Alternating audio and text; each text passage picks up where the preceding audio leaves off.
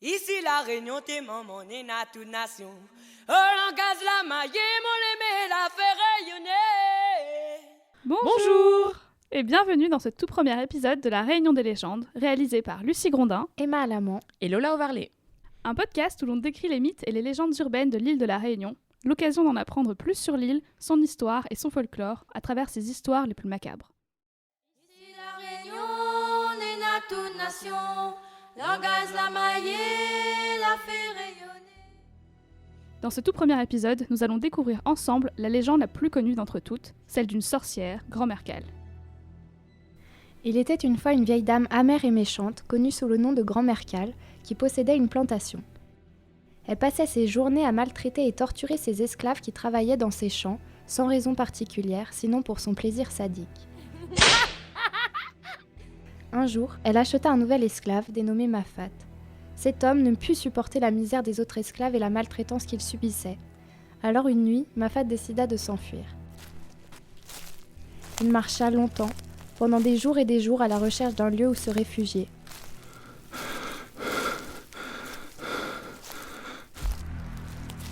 Il trouva une grande vallée, au cœur de l'île, protégée par les montagnes, le paradis. Mais pris de remords d'avoir abandonné ses compagnons aux mains de la cruelle vieille femme, il retourna à la plantation. Il devait les aider, s'enfuir ensemble vers une vie meilleure. Le jour de la fuite arriva, le groupe d'esclaves partirent en direction de la forêt. Après quelques kilomètres seulement, ils furent encerclés. Les propriétaires des plantations alentours les attendaient, fusils chargés, les canons pointés dans leur direction. Ils avaient été trahis. Quelqu'un avait mis au courant Grand-mère Cale. Ils se défendirent tant bien que mal. Une dizaine d'entre eux, dont Mafat, réussirent à regagner la vallée promise. Certains ont dû retourner à la plantation, mais la majorité d'entre eux périrent dans l'embuscade. Mafat, le cœur brisé, décida de venger ses compagnons d'infortune. Grand-mère Cale devait mourir. Il concocta alors un poison, le donna à une esclave restée sur la plantation. Il savait que la vieille femme ne pourrait refuser le verre. Après une gorgée seulement, elle se mit à hurler de douleur. Elle se transforma alors en oiseau et s'envola, libérant ainsi tous les esclaves qui rejoignirent la vallée et y vécurent heureux. Depuis ce jour, la légende raconte qu'elle serait condamnée à errer sur l'île. On peut encore y entendre son cri, synonyme de malheur.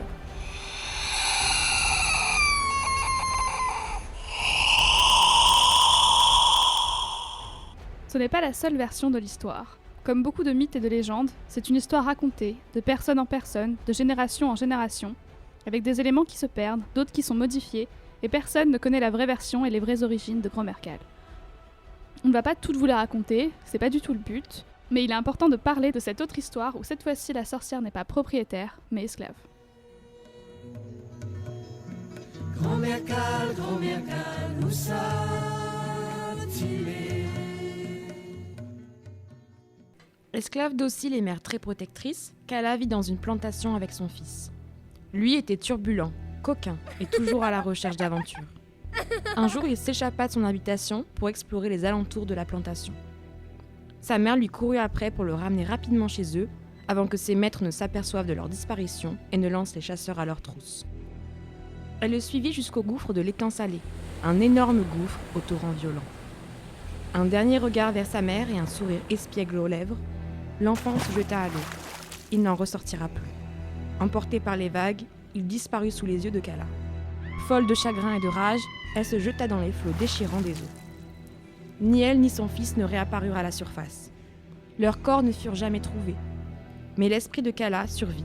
Elle erre depuis sur l'île entière et prévient les fils aînés de malheurs à venir. Quelques nuits avant, les fils peuvent entendre le cri d'un oiseau apportant de mauvais présages.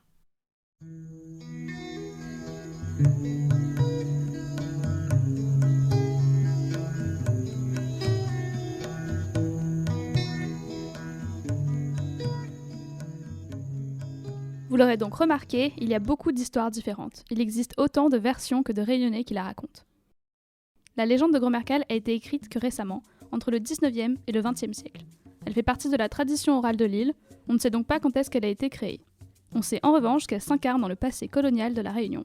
Revenons un peu sur son histoire pour plus de contexte. D'abord utilisée comme escale portugaise, la Réunion, elle devient française en 1642, D'après les Portugais, l'île aurait été déserte à leur arrivée. Ses premiers habitants sont alors la vingtaine de colons qui débarquent accompagnés de leurs serviteurs. L'île, elle devient une vraie colonie de peuplement. Peu après, elle se spécialise dans la culture du café. C'est le début de l'esclavagisme de masse à La Réunion. Les esclaves viennent principalement d'Afrique et de Madagascar et travaillent dans les champs ou dans les maisons de colons jusqu'en 1796, date de la première abolition de l'esclavage. Donc il est possible que la légende ait été créée à cette époque. Ouais, enfin, en réalité, elle n'a pas vraiment eu d'effet à La Réunion. Les colons continuent à exploiter leurs esclaves bien avant et bien après. Certains se révoltent, d'autres s'enfuient, et eux, on les appelle les marrons. Parfois, ils sont chassés jusqu'à la mort. Ah, comme Mafat. Exactement. Il faudra attendre décembre 1848 pour que ces 62 000 hommes et femmes soient libérés. Quoique, après l'abolition, il fallait encore des hommes pour travailler dans les champs.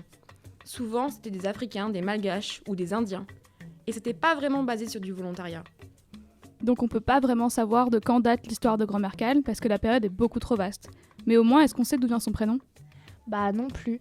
Le prénom de Grand-Mère Cal, il a plusieurs origines dans les cultures africaines, malgaches, indiennes et même européennes. Il a même plein d'orthographes différentes avec deux L, avec des accents, etc. Par exemple, Kala, dans la tradition indienne, ça veut dire nuit suprême. Ce qui revient à chaque fois, c'est que le prénom, il représente la mort ou le temps qui passe. Et dans toutes ces mythologies, elle apparaît tout le temps sous la forme de créatures sanglantes et terrifiantes. En gros, il est impossible de cibler exactement l'origine ou le peuple d'origine de la légende. Il est possible qu'en tant que récit oral, elle ait évolué au fil du temps et à travers l'île avec les influences de ses habitants aux cultures différentes. Et l'histoire a aussi évolué à cause des influences chrétiennes. On dit que le fantôme de Grand-Mère Cal hante l'île depuis sa mort parce qu'elle n'a pas eu de sépulture. Soit elle était noyée ou empoisonnée, elle était toujours laissée pour morte sans être enterrée.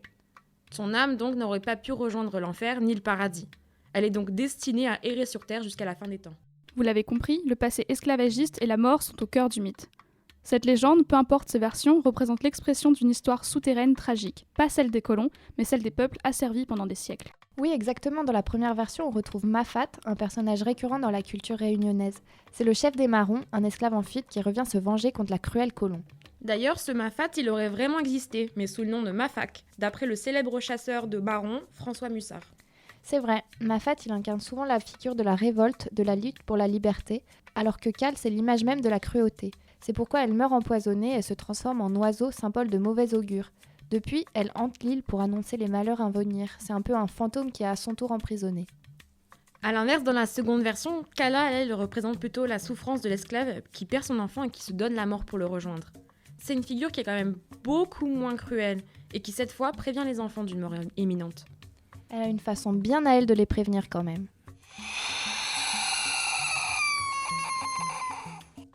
Et pour en revenir à l'oiseau, est-ce qu'on sait d'où vient ce cri ? Le cri, c'est celui d'un pétrel noir de Bourbon, un oiseau marin qui vit uniquement à La Réunion. Son cri étant si bizarre et effrayant, les Réunionnais pensent que c'est en cet oiseau que Cal se serait transformé. Mais maintenant, dans l'imaginaire commun, elle est représentée comme une sorcière classique, c'est-à-dire une vieille femme portant un chapeau pointu et un balai. Parfois, elle est même accompagnée d'un chat noir. Grand-Mère Cal est devenue le croque-mitaine de La Réunion. Les parents utilisent son histoire pour faire peur aux enfants parce qu'elle enlèverait les méchants enfants à la tombée de la nuit, un peu comme le père Fouettard. Oui, et les enfants l'ont aussi adopté. Ils jouent à Grand-Mère Cal, c'est-à-dire l'équivalent réunionnais de jouer à chat, et ils chantent des comptines. Grand-Mère Cal, quelle heure il est ? 1h. Grand-Mère Cal, quelle heure il est ? 2h. Grand-Mère Cal, quelle heure il est ? Minuit. Grand-Mère Cal fait intégralement partie de la culture réunionnaise. Celle que l'on dit méchante, affreuse et qui met des bébés dans les gonilles pour en faire son 4 heures, eh bien c'est elle qui déguste à Saint-Leu. On l'a sculptée, dessinée, parodiée, histoire de dédramatiser bien sûr, même plus peur d'abord, enfin presque. Donc elle est revisitée au théâtre, en littérature ou encore en musique. Et elle est même utilisée pour une marque de bière ou alors elle a donné son nom à un festival de rock metal. En fait, Grand-Mère Cal, ce n'est qu'une légende parmi tant d'autres, et la Réunion en a beaucoup.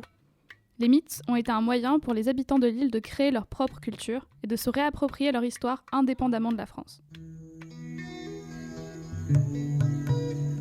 Voilà, c'est tout pour ce premier podcast. On se retrouve bientôt pour un deuxième épisode, cette fois-ci sur l'histoire du pirate Labuse et de son trésor caché. Au revoir.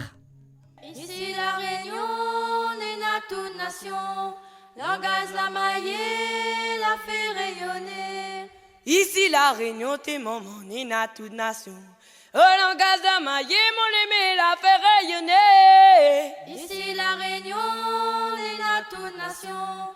Langage la maillée,